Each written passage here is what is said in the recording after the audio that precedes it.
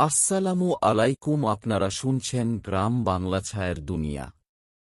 বাংলার ভূত, বাংলার ভয়, উল্টো পাল্টা গল্প নয়। আজ আপনারা শুনবেন একটা খুবই সুন্দর গ্রাম বাংলা ভূতের গল্প, অরণ্যের অভিশাপ। তো চলুন গল্পটা শুরু করি। একটি ছোট্ট পরিবার, বাবা আরিফ, মা নাজিয়া, বড় ছেলে রিহান ১-২ আর ছোট মেয়ে রিমা ৭ ছুটি কাটাতে বেরিয়েছিল। শহরের কোলাহল থেকে দূরে প্রকৃতির সান্নিধ্যে কিছুটা সময় কাটানোর জন্য তারা পাহাড়ি পথে একটি রিসর্টের দিকে রওনা দেয়। যাত্রা শুরু হয় সকালেই, কিন্তু ভুলবশত একটি ঘন জঙ্গলের মধ্য দিয়ে শর্টকাট নেওয়ার সিদ্ধান্ত তাদের জীবনের সবচেয়ে ভয়ঙ্কর অভিজ্ঞতায় রূপ নেয়। বিকেল গড়িয়ে সন্ধ্যা ঘনিয়ে আসছিল। জঙ্গলের মধ্যে পথ যেন ধীরে ধীরে আরও অন্ধকার হয়ে উঠছিল। পাখির ডাক কমে এসেছিল এবং হঠাৎ করে একটি অস্বাভাবিক নীরবতা ঘিরে ধরে। রিমা হঠাৎ বলে ওঠে, আব্বু, এখানে এত চুপচাপ কেন? আরিফ গাড়ি চালাতে চালাতে বলল, এটা জঙ্গল, মা। চুপচাপ থাকাই স্বাভাবিক, কিন্তু তার কণ্ঠে নিজের অজান্তেই একটা অস্থিরতা ধরা পড়ে।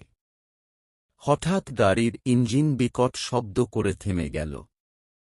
আরিফ গাড়ি থেকে নেমে ইঞ্জিন দেখতে শুরু করল। মা নাজিয়া বলল, এখানে জঙ্গলের মধ্যে এত অন্ধকার হয়ে গেছে। আব্বু, দ্রুত কাজ করো। কিন্তু আরিফ কিছুতেই সমস্যাটা বুঝতে পারছিল না। নাজিয়া মোবাইলে নেটওয়ার্ক খুঁজতে থাকে, কিন্তু এখানে কোনো সিগন্যাল ছিল না। রিমা ভয় পেয়ে মায়ের গায়ে সেঁটে থাকে। রিহান জানালা দিয়ে বাইরে তাকিয়ে ফিসফিস করে বলল, মা, আমি মনে করি কেউ আমাদের দিকে তাকিয়ে আছে। আশেপাশে কোথাও সাহায্য না পেয়ে আরিফ বলল, চলো সামনেটা একটু দেখি। হয়তো কারো বাড়ি পাওয়া যাবে। সবাই জঙ্গলের ভিতর দিয়ে হাঁটতে শুরু করে। কিছুক্ষণ পর তারা একটা পুরনো বাড়ির সন্ধান পায়। বাড়িটা ছিল বিশাল, কিন্তু ভাঙাচোরা। এটা কি কেউ ব্যবহার করে? নাজিয়া ভয়ে ভয়ে বলল। হয়তো। দেখি কেউ আছে কি না, বলে আরিফ দরজা ধাক্কা দিল।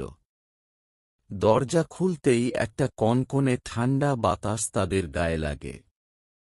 ঘরের ভেতর প্রবেশ করতেই দেখা গেল মোমের আলোয় অদ্ভুত সব প্রতিকৃতি আর ধুলো জমা আসবাবপত্র। রিমা হঠাৎ বলল, এটা তো কেউ সাজিয়ে রেখেছে।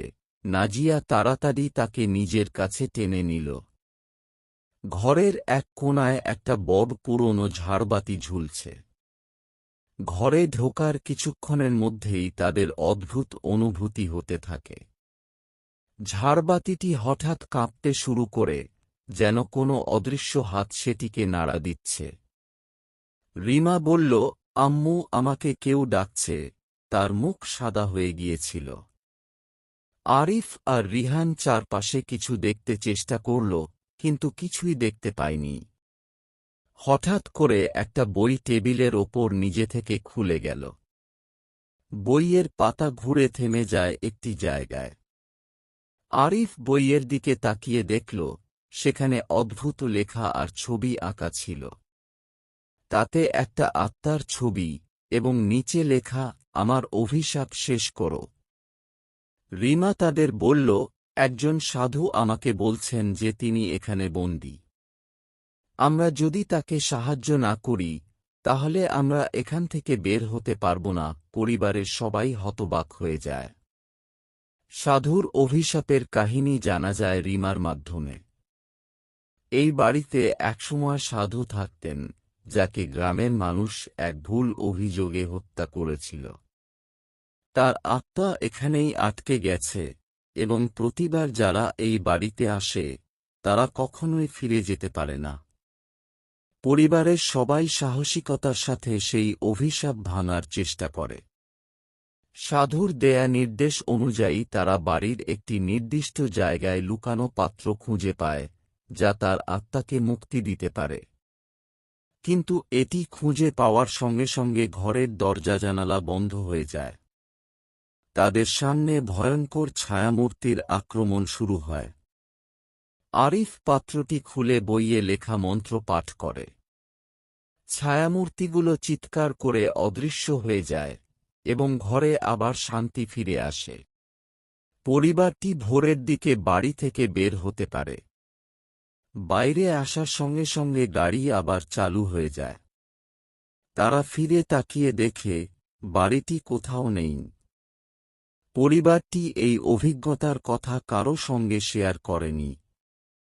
তবে তাদের জীবনে এই স্মৃতি এক ভয়ঙ্কর দুঃস্বপ্ন হয়ে রয়ে যায়।